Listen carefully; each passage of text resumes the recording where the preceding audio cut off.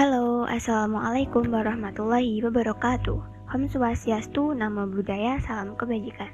Kami dari kelompok 5 akan membahas tentang demokrasi yang beranggotakan 3 orang, yaitu Rizky Febriansyah Putra Iqbal dengan NIM 20021264003, kemudian saya Nur Aini dengan NIM 20021264007, yang ketiga ada teman saya Gabriel Ayu Kartika dengan NIM 20021264029. Langsung saja kita bahas materi utama, yaitu tentang demokrasi, yang tentunya kita akan membahas tentang hakikat, instrumentasi, dan praksis demokrasi Indonesia berlandaskan Pancasila dan UUD NRI 1945.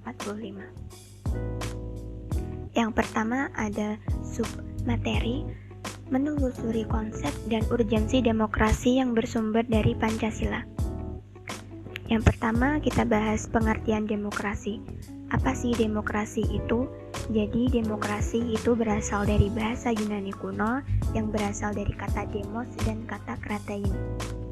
Kemudian di sini ada beberapa pendapat yang mengartikan bahwa demokrasi diberi makna rakyat yang di belakang itu sebagai unggul atau tinggi, artinya berkuasa, menurut Bintoro pada tahun 2006. Lalu apa sih sebenarnya demokrasi itu? Secara etimologi sudah dijelaskan bahwa ia berasal dari Yunani kuno, kemudian berasal dari kata demos dan kratein. Setelah itu kita akan membahas dari kutipan pengertian tersebut. Tampak bahwa kata demokrasi merujuk kepada konsep kehidupan negara atau masyarakat di mana warga negara dipilih atau dewasa turut berpartisipasi dalam pemerintahan melalui wakilnya yang dipilih, yaitu pemerintahan. Kemudian kita bahas tentang 3 tradisi pemikiran politik demokrasi. Demokrasi dapat dilihat dari 3 tradisi pemikiran politik, yakni yang pertama ada Classical Aristotelian Theory, kemudian yang kedua ada Medieval Theory, yang ketiga ada Temporary Doctrine. Lalu apa sih arti dari ketiga tradisi pemikiran ini? Yang pertama ada Classical Aristotelian Theory. Dalam tradisi pemikiran Aristotelian, demokrasi merupakan salah satu bentuk pemerintahan, yakni the government of all citizens who enjoy the benefits of citizenship, atau yang berarti juga pemerintahan oleh seluruh warga negara yang memenuhi syarat kewarganegaraan. Kemudian yang kedua ada medieval theory.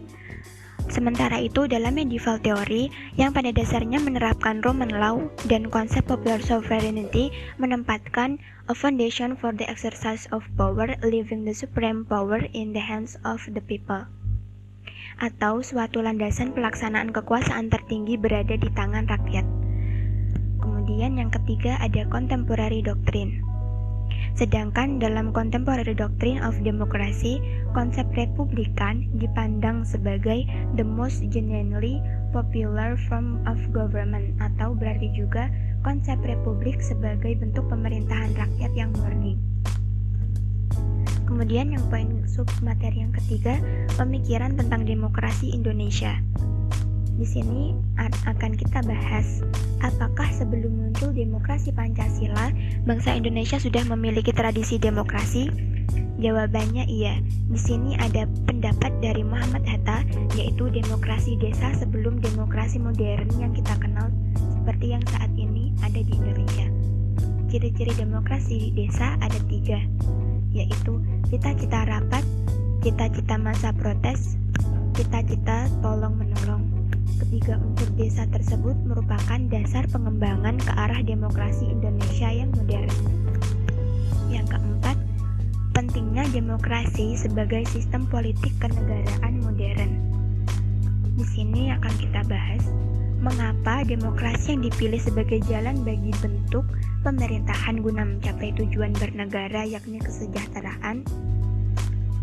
Di sini kita akan membahas lebih dalam, yaitu demokrasi di mata para pemikir Yunani kuno seperti Plato dan Aristoteles bukanlah suatu pemerintahan yang ideal.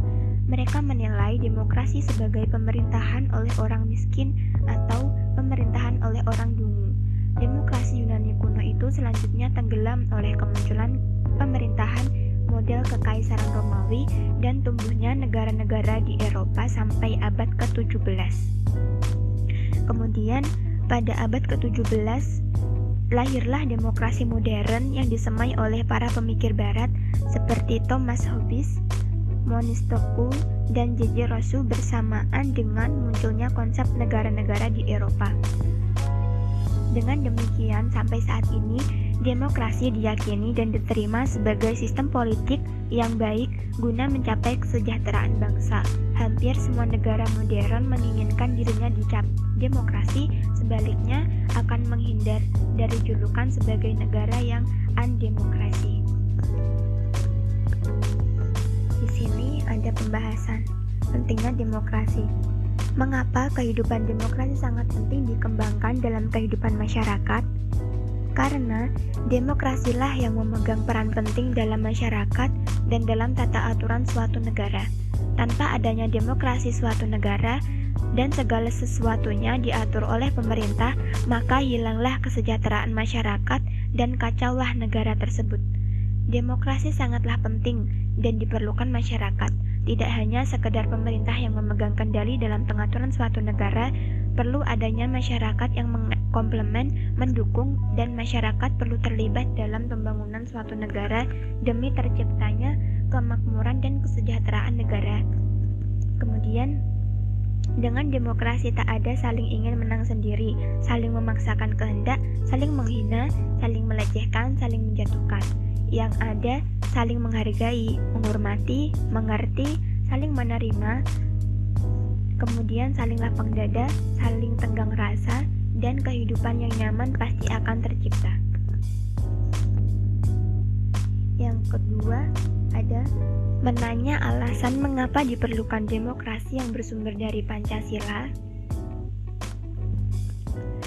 Beberapa permasalahan tersebut yang sempat muncul di berbagai media jejaring sosial adalah: yang pertama, buruknya kinerja lembaga perwakilan dan partai politik, kemudian krisis partisipasi politik rakyat, yang ketiga, munculnya penguasa di dalam demokrasi, dan demokrasi saat ini membuang kedaulatan rakyat.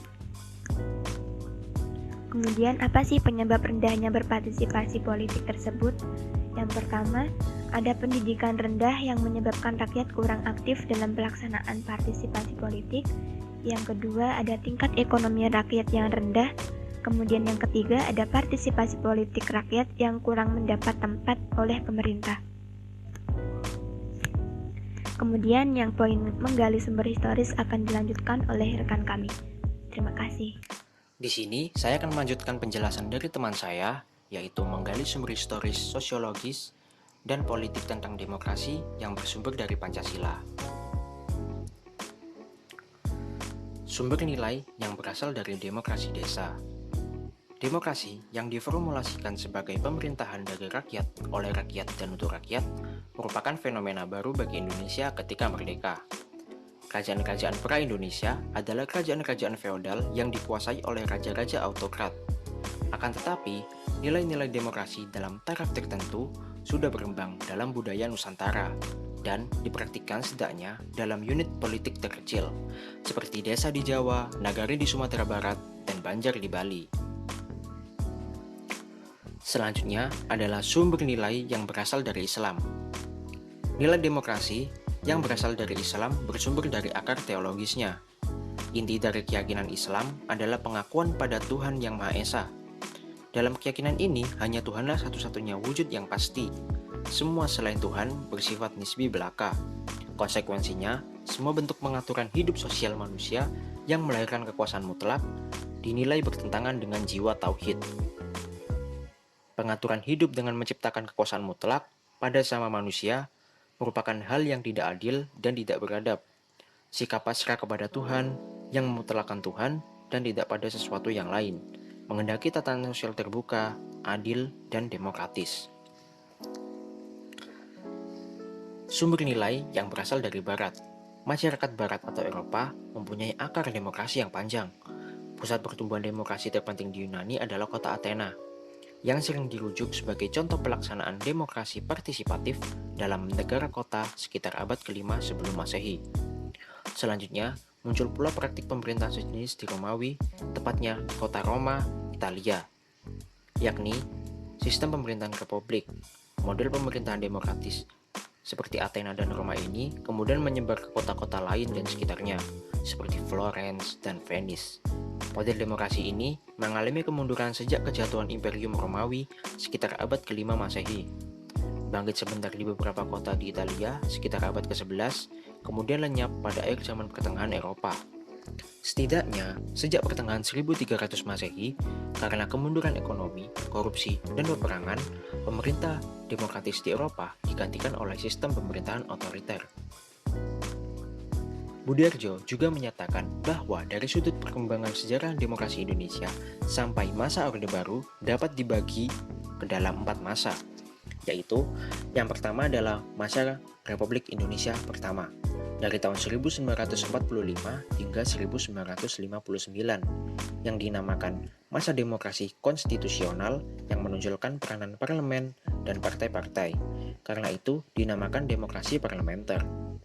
Yang kedua adalah masa Republik Indonesia yang kedua, dari tahun 1959 hingga 1965, yaitu sebuah masa demokrasi terpimpin yang banyak penyimpangan dari demokrasi konstitusional yang secara formal merupakan landasan dan penunjukan beberapa aspek demokrasi rakyat. Dan yang ketiga adalah masa Republik Indonesia ketiga 1965 hingga 1998, yaitu masa demokrasi Pancasila. Demokrasi ini merupakan demokrasi konstitusional yang menonjolkan sistem presidensial. Dan yang terakhir adalah masa Republik Indonesia keempat, dari tahun 1998 hingga sekarang, yaitu masa reformasi yang menginginkan tegaknya demokrasi di Indonesia sebagai koreksi terhadap praktik-praktik politik yang terjadi pada masa Republik Indonesia ketiga. Jadi sekian dari saya, materi selanjutnya akan dilanjutkan oleh rekan saya undur diri, terima kasih.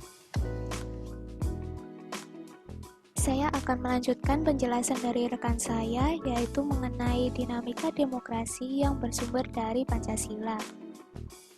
Kita sendiri dapat melihat postur demokrasi secara normatif melalui konstitusi dalam negara kita, di mana negara kita telah berhasil mengamandemen Undang-Undang Dasar 1945 sebanyak 4 kali.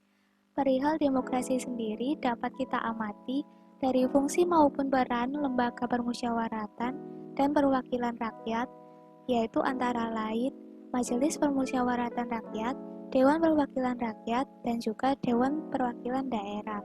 Untuk memahami tentang dinamika dan tantangan demokrasi secara lanjut, kita dapat menyimak hal-hal berikut. Yang pertama adalah Majelis Permusyawaratan Rakyat. Amandemen Undang-Undang Dasar 1945 dilakukan pula terhadap ketentuan tentang MPR seperti pada pasal 2, yaitu di mana dilakukan perubahan pada ayat 1 tentang keanggotaan MPR.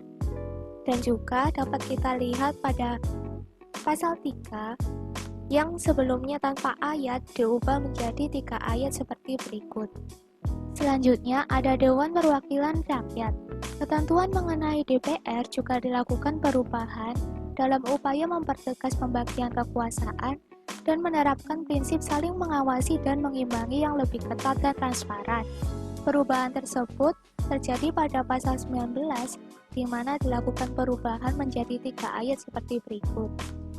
Kemudian juga dilakukan pada pasal 20, di mana yang sebelumnya terdapat 2 ayat saja, kemudian diubah menjadi 5 ayat seperti berikut. Kemudian ada Dewan Perwakilan Daerah. Ketentuan mengenai DPD sendiri merupakan hal baru dalam Undang-Undang Dasar 1945.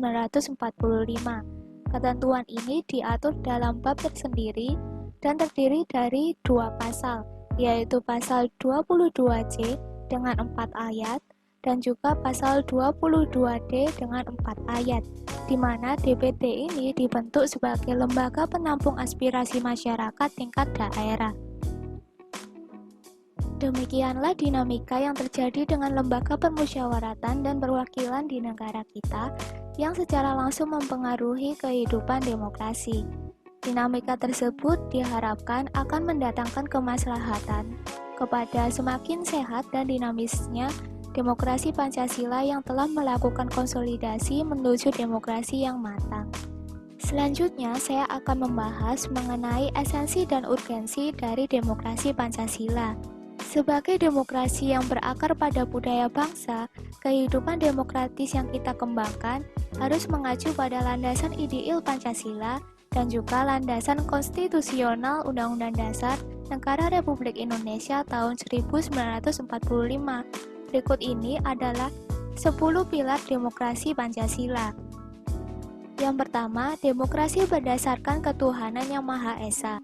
Memiliki esensi, semua sistem serta perilaku dalam menyelenggarakan kenegaraan harus sesuai dengan nilai-nilai dan kaidah-kaidah dasar ketuhanan yang Maha Esa. Yang kedua, demokrasi dengan kecerdasan, di mana memiliki esensi, pelaksanaan demokrasi menuntut kecerdasan rohania, kecerdasan akliyah, kecerdasan rasional, dan juga kecerdasan emosional. Yang ketiga, demokrasi yang berkedaulatan rakyat, yang memiliki esensi kekuasaan tertinggi ada di tangan rakyat. Yang keempat, demokrasi dengan rule of law, dengan esensi legal truth, legal justice, legal security, dan juga legal interest. Yang kelima, demokrasi dengan pembagian kekuasaan, di mana memiliki esensi demokrasi dikuatkan dengan pembagian kekuasaan negara dan diserahkan kepada badan-badan negara yang bertanggung jawab.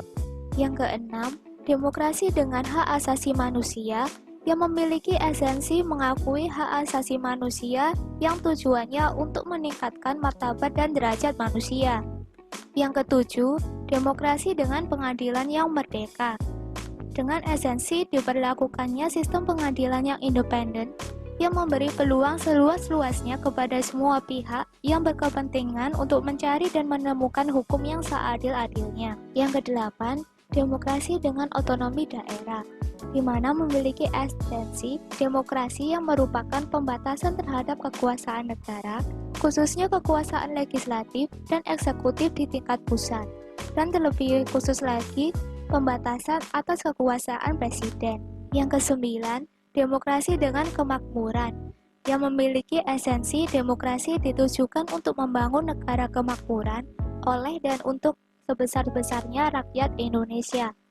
Dan yang terakhir, demokrasi yang berkeadilan, di mana memiliki esensi demokrasi menggariskan keadilan sosial di antara berbagai kelompok, golongan, dan juga lapisan masyarakat.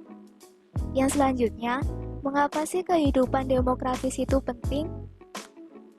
Karena pada hakikatnya, sebuah negara dapat disebut sebagai negara yang demokratis apabila di dalam pemerintahan tersebut rakyat memiliki kesempatan untuk berpartisipasi dalam pembuatan keputusan, memiliki persamaan di muka hukum, dan memperoleh pendapatan yang layak karena terjadi distribusi pendapatan yang adil.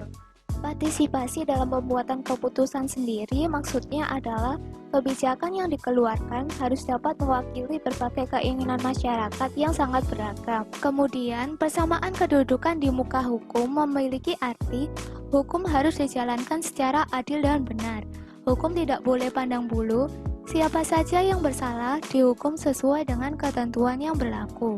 Dan selanjutnya, distribusi pendapatan secara adil, di mana maksudnya semua warga negara berhak memperoleh pendapatan yang layak. Pemerintah wajib memberikan bantuan kepada fakir miskin dan kepada masyarakat yang berpendapatan rendah, atau dengan membuka lapangan kerja agar masyarakat dapat memperoleh penghasilannya. Dengan program-program tersebut, diharapkan terjadi distribusi pendapatan yang adil di antara semua warga negara Indonesia. Nah, dari materi yang kita jelaskan tadi, kita dapat mengambil kesimpulan di mana kehidupan demokratis itu perlu dikembangkan dalam berbagai kehidupan.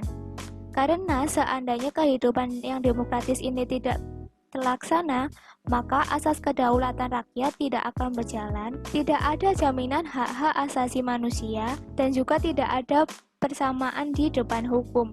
Jika demikian, kita akan semakin jauh dari tujuan mewujudkan masyarakat yang adil dan makmur berdasarkan Pancasila.